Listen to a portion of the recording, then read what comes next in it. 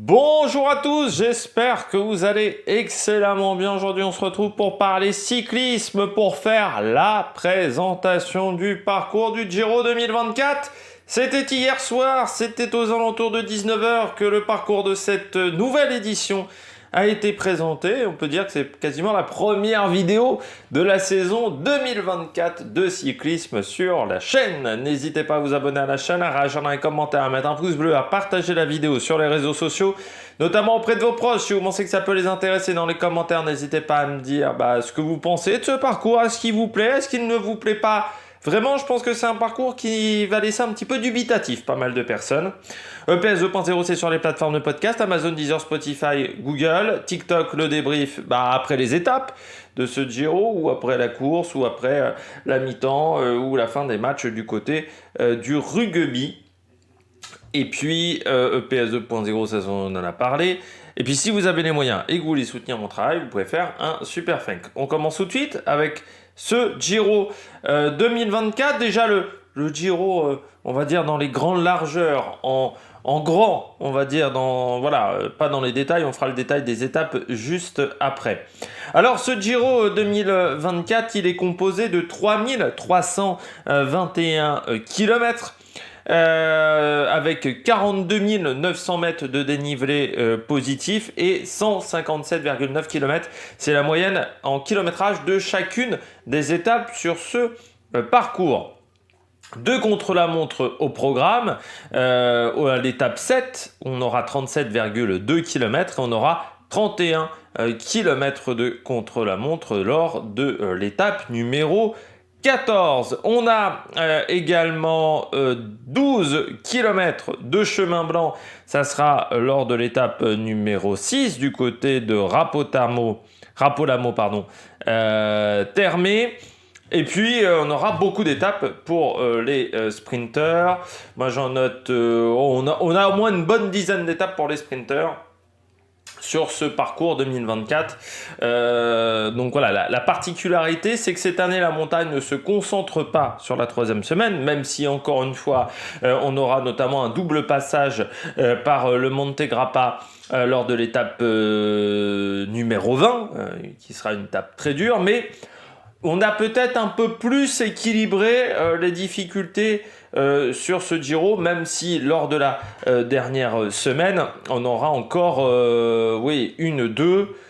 3 étapes très difficiles, voire peut-être même 4, mais c'est un peu moins... il y a quand même des étapes difficiles, même en début de course.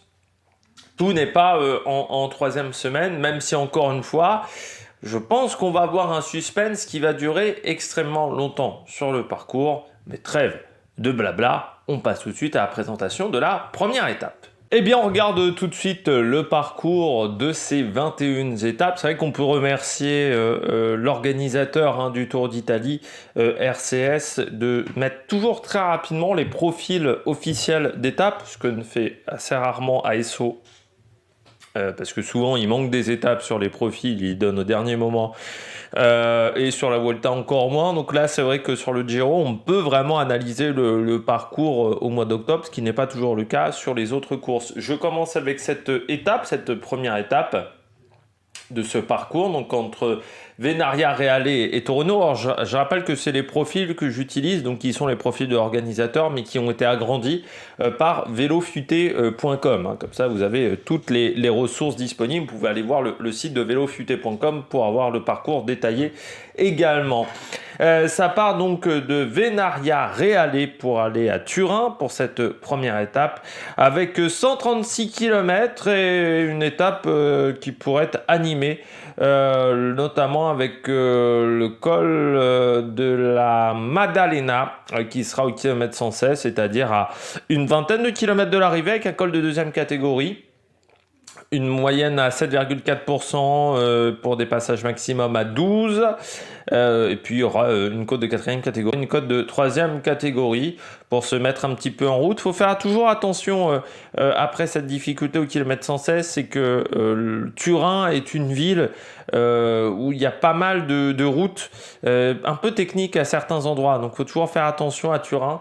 Voilà, c'est une grosse ville italienne. Donc au niveau du parcours, on aura peut-être quelques virages techniques lors de cette première arrivée le samedi. Le dimanche, nous aurons la première arrivée au sommet avec le Sanctuario di Europa, donc une montée de 11 km 8 avec des passages à 13% pour une moyenne à 6,2 selon les organisateurs. Étape qui sera assez courte, encore 150 km, et des difficultés qui se concentreront sur la dernière partie de course, c'est-à-dire on aura une première moitié de course assez plate et la deuxième moitié de course, on aura notamment deux côtes de 3e catégorie au kilomètre 111 et au kilomètre 126, c'est-à-dire à moins de 40 km de l'arrivée, donc il y aura un bel enchaînement de difficultés avant ce Sanctuario di Europa. Après, est-ce que les leaders voudront prendre en main la course dès cette deuxième étape? Ça, c'est toujours la grande question. Ou est-ce qu'on laissera un coureur partir et prendre un petit peu d'avance, mais un coureur qui n'est pas dangereux pour le général? Étape numéro 3,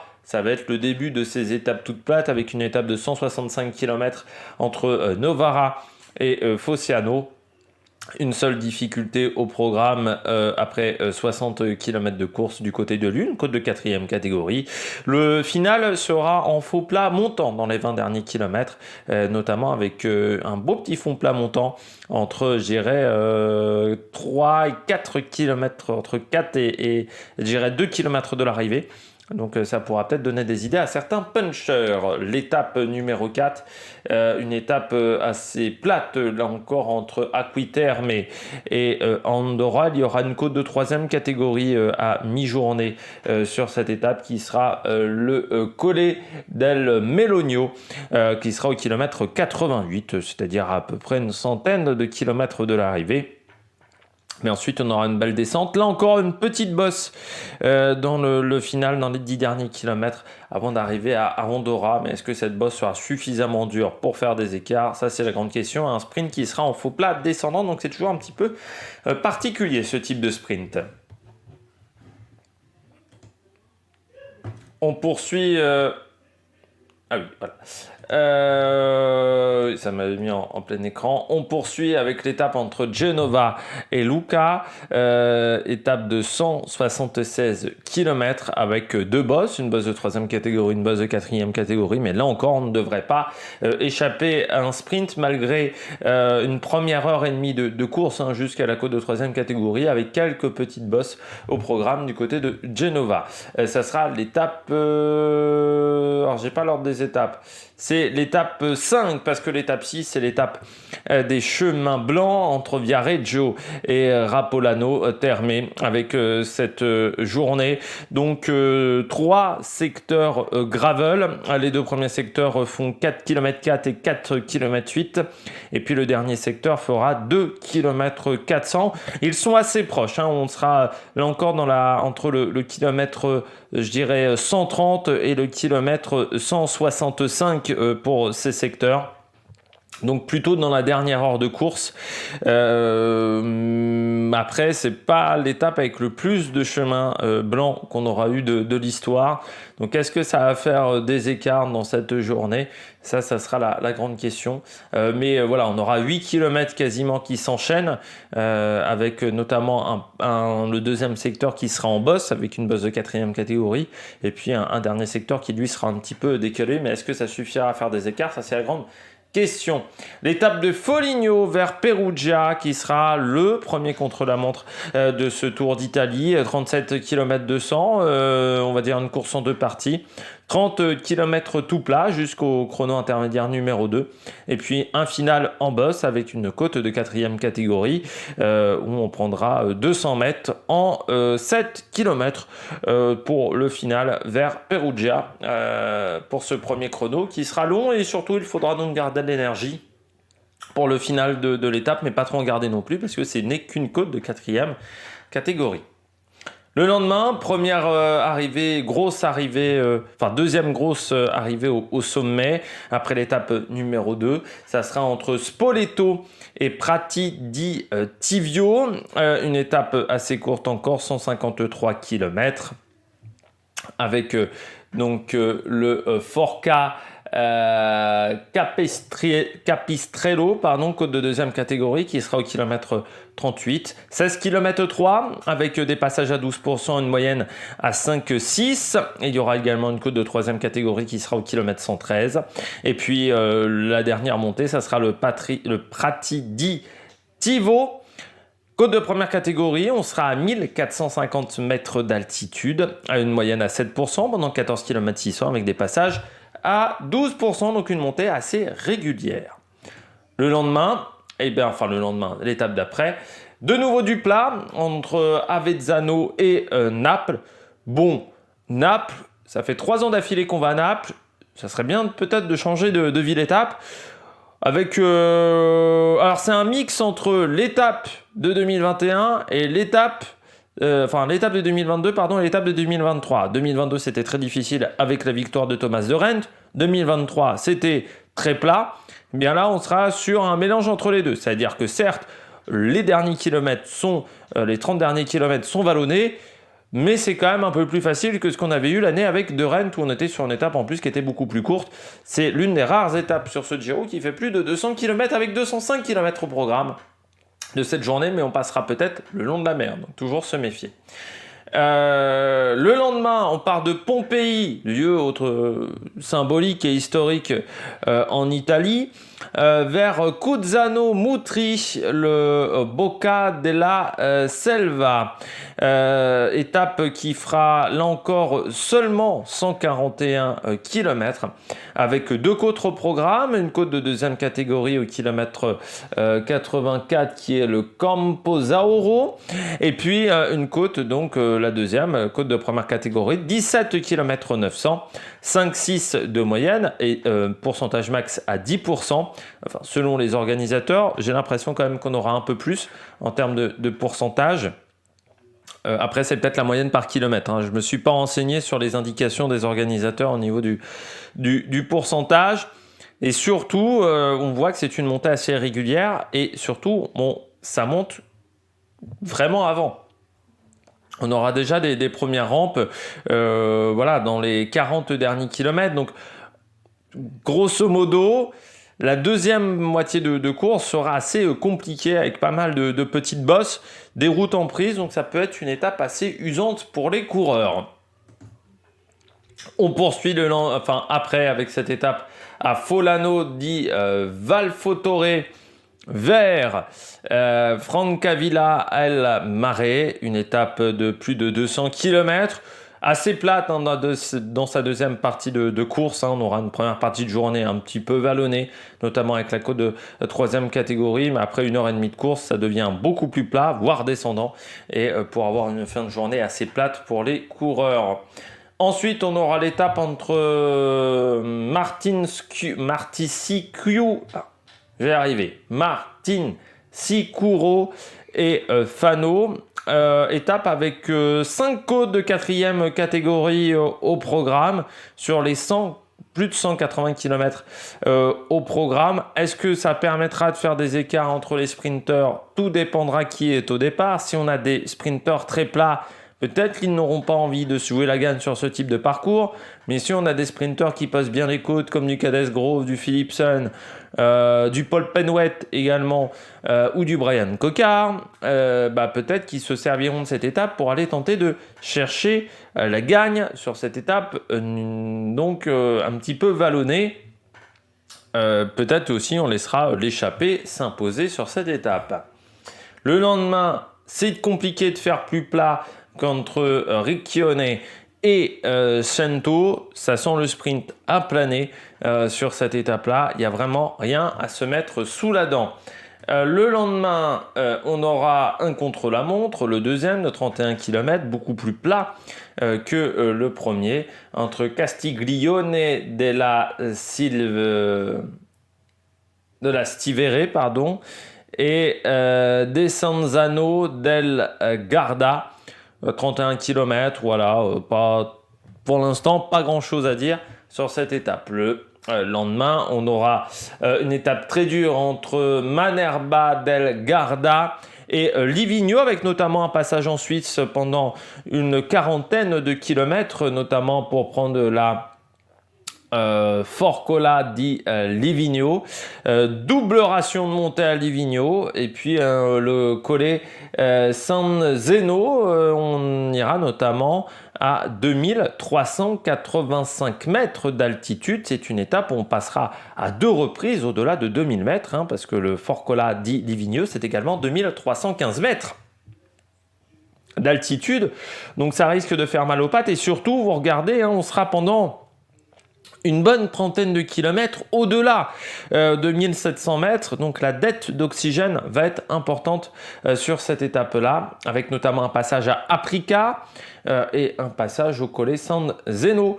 13 km 9, 6 sites avec des passages à 14%, et puis la Forcola di Livigno, c'est 18 km 7,1 de moyenne, 13% max, et la montée de Livigno, c'est 8 km 1, 6,6 de moyenne, mais avec des pourcentages max à 18%. Et autant vous dire qu'à ces altitudes-là, ça va faire des dégâts, surtout que l'étape est très longue, 220 km. Ça, c'est également à prendre en compte. Le lendemain, on part de Livigno pour aller à Santa Cristina Val Gardena avec 202 km. Alors, je crois qu'on est déjà allé l'année dernière, enfin cette année, à Santa Cristina Val Gardena. Ça me dit quelque chose, hein, ce nom-là, par rapport au Giro de l'année dernière. Début de journée qui sera au pied d'une bosse, même si elle n'est pas au classement de la montagne. Hein, on montera pendant une dizaine de kilomètres, redescente.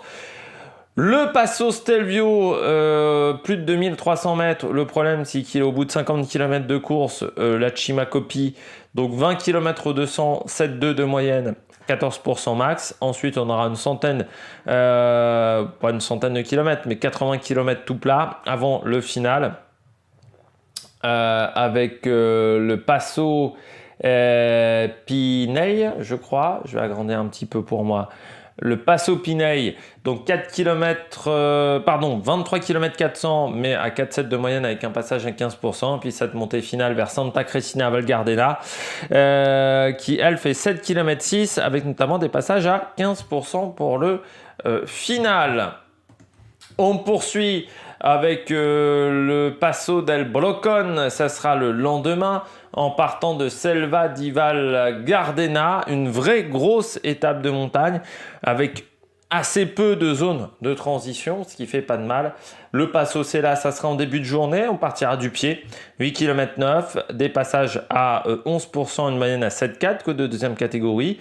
Peut-être la seule grosse transition de ce parcours avant le Passo Rolé, 19 km 8 à 4,8 de moyenne avec des passages à 10%, ça sera au kilomètre 67,7. On redescend vers le Passo Gobera et puis on enchaînera avec le Passo Brocon, premier passage au Passo Brocon, côte de deuxième catégorie, et puis surtout particularité, on aura un petit peu de plat ensuite après cette montée, donc ça peut faire mal un petit peu aux pattes avant la descente et le passage vers le Passo del Brocon, on aura une montée, on sera à 1610 mètres d'altitude, plusieurs passages là aussi, hein, au-delà de 1500 mètres d'altitude, donc il faudra faire attention au niveau des coureurs qui n'aiment pas trop le manque d'oxygène.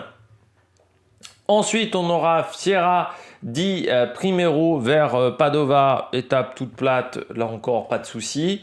Et puis on aura l'étape vers Mortegliano, vers Sappada. Ça sera le vendredi, avant la fin de cette course en 55 km, si je ne me trompe pas, avec 3 côtes dans le final, mais des côtes de moyenne montagne. Alors tout dépendra des écarts entre les leaders. Si le classement est déjà un petit peu fait, il pourrait ne pas se passer grand-chose.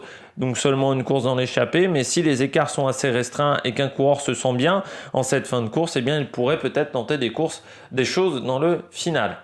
Et puis l'étape du samedi, du dernier samedi, avec le Monte Grappa, 2 passages par le Monte Grappa, 18 km 2 à 8,1 de moyenne avec des passages à 14%. Et puis une arrivée en descente à la fin du deuxième passage au Monte Grappa. On aura donc un circuit dans le final, c'est-à-dire qu'on aura le temps de repérer la descente et que ça peut faire des écarts, surtout si on est survolté avec des écarts qui sont réduits entre les leaders. Et puis le lendemain, dernière étape entre Rome et Rome, avec un circuit assez connu ces derniers temps, une étape de 126 km. Eh bien, j'espère que maintenant vous savez tout sur le parcours de cette édition du Giro. Je donne tout de suite mon avis sur cette édition 2024. Alors mon avis globalement sur ce parcours 2024, je suis un peu mitigé parce que je trouve qu'on a quand même beaucoup d'étapes où je ne vois pas comment on peut éviter un sprint. L'année dernière, je trouve que sur les étapes de plat, ils avaient été assez doués à mettre des petites côtes au milieu de parcours. Voilà, parfois, il y avait des belles bosses au milieu de parcours, ce qui faisait que si on avait eu un Mathieu Van Der Poel ou un Guilherme ou un Laporte, par exemple, au départ, ou même un Van Aert, ça aurait pu vraiment animer la course. Pas de peau, on n'a pas eu ces coureurs-là au départ. Comme l'année dernière, les contre-la-montre vont être prépondérants pour le classement général. Parce qu'il n'y a pas tant d'étapes que ça qui vont être difficiles. Il y a 3-4 étapes où vraiment le classement peut se jouer. C'est assez peu. C'est l'un des Giro, depuis que je regarde le Giro attentivement, ça fait 15 ans, je crois pas, j'ai pas souvenir d'avoir vu un Giro aussi plat. C'est-à-dire que là, c'est vraiment plat sur certaines étapes. On a quand même des étapes où on ne doit pas dépasser les 1000 mètres de dénivelé positif assez régulièrement sur ce parcours. Ce qui fait que je pense qu'on va avoir un très beau plateau de sprinters parce qu'il y a des points à marquer. Pour moi, par exemple, Arkea, Arnaud Démare, il faut qu'il fasse le Giro. C'est obligé qu'Arnaud Démare fasse le Giro parce qu'un grand tour où il y a une dizaine d'étapes pour sprinter, ça n'arrive pas tous les jours. Donc, un Arnaud Démare, il faut qu'il fasse cette course. Et je pense qu'il y a plusieurs équipes qui doivent envoyer, je pense à Jacobsen, par exemple, chez la DSM. Moi, je le verrais bien aller sur ce Giro parce qu'il y a quelque chose à faire du côté de Jacobsen. Et DSM a aussi besoin de points. Par contre, un Brian Cocard, par exemple, je me dis, on sait qu'on va avoir un très gros plateau de sprinters. Je pense qu'il faut mieux qu'il tente le Tour de France, Brian, parce que là, je pense que c'est vraiment... En plus, c'est vraiment des étapes toutes plates. Il y a peu de sprints, vraiment, un peu sur des étapes vallonnées. Mais je suis pas hyper convaincu par le parcours de ce Giro. Je trouve le seul truc intéressant, c'est de ne pas avoir tout mis en troisième semaine. Par rapport à certaines années, on a tout mis en troisième semaine. Là, c'est un peu moins le cas. Il y aura quelques difficultés avant, mais je pense que avant le samedi, on va garder du suspense pendant très longtemps parce que ça sera dur de faire des écarts. Et je pense que les chronos vont être prépondérants, c'est-à-dire qu'il y a 68 km de chrono. Potentiellement, tu peux perdre 6 minutes si tu n'es vraiment pas bon dans l'exercice. Par rapport à un Remco Evenepoel, par exemple, tu peux perdre 6 minutes. 6 minutes, après pour les récupérer c'est compliqué. Par contre, ce qui est intéressant aussi sur ce Giro, c'est comme on a peu d'étapes de montagne, et surtout on a peu d'étapes avec gros enchaînements de cols, un coureur qui n'aurait pas une équipe très solide autour de lui ne serait pas vraiment mis en difficulté. C'est-à-dire qu'une équipe qui déciderait d'avoir 3-4 coureurs pour son sprinter et pareil pour son leader au général, ne serait pas mise en difficulté. Donc ça va, il y a certaines équipes qui vont peut-être réfléchir à ça, c'est-à-dire que par exemple Jumbo pourrait se dire, on embarque Olaf Koy, on embarque Christophe Laporte, Van Aert, qui joue les sprints, et puis dans le même temps, on prend Sepp Kuss pour jouer le général, ou on prend Vingegaard, ou je sais pas qui d'autre, pour jouer le général. C'est-à-dire qu'on peut jouer sur 2 cartes en même temps, assez facilement, je pense, sur ce Giro. Mais oui, c'est pas le Giro le plus dur de l'histoire. Ça, c'est clair et net. On a eu des Giros plus compliqués. Après, est-ce que ça va pas permettre d'avoir une course plus offensive ? Ça sera la grande question. On dit toujours, ce sont les coureurs qui font la course. Mais encore une fois, ces chronos, je pense, vont peut-être bloquer la course. Avec l'année dernière, le dernier chrono avait complètement bloqué la course. Là, j'ai peur que ça soit aussi un petit peu la même chose. L'avantage, par contre, c'est que le dernier chrono est le 14. Et sur l'étape 14, c'est-à-dire qu'il te reste encore quand même 7 étapes derrière pour tenter de corriger le tir si tu t'es pris un petit peu un éclat. Mais pour ça, il faudra être très très fort en montagne. On a quand même aussi une particularité, c'est qu'on a 2 étapes de montagne très longues. L'étape 15, 220 km. L'étape 16, 202. On repart un petit peu avec les classiques du côté du Giro, même si les étapes de plat, par contre, ne seront pas très longues. Hein, ça, il faut le dire. L'étape de 220 km, c'est l'étape la plus longue de ce Giro au final, puisqu'on est à 3000... j'ai plus le chiffre, on est à 3002, 3003, voilà, pour une limite à 3005, je rappelle, sur les grands tours, donc on est quand même 180 km en dessous de la limite, on va dire, imposée par l'UCI. Donc voilà, les favoris pour un parcours comme ça, je t'aurais dit les coureurs qui sont bons sur le chrono, un Remco Evenepoel par exemple, un Roglic, Pogacar qui veut être au départ. C'est des coureurs qui, sur un parcours comme ça, vont être très durs à battre. C'est sûr que ça va être plus compliqué pour des coureurs comme Carapaz, pour un coureur comme Romain Bardet, parce que tu sais que déjà sur les chronos, tu vas perdre au moins 4 minutes, 3,30, 4 minutes. Donc à partir de ce moment-là, ta course change radicalement. Il faut être largement au-dessus de ces mecs-là en montagne. Donc ça peut peut-être faire que cette course, on ait peu de monde au départ. Après, il faudra voir. Je pense que tu vois, il y a des équipes qui vont attendre un petit peu ce que vont faire les top formations. Alors, on sait que normalement Pogacar, ils veulent avoir Pogacar le Giro. Si tu as Pogacar, mais que tu n'as pas Remco Evenepoel, que tu n'as pas Vingegaard, tu n'as pas Roglic, ça peut laisser de la place quand même pour des mecs comme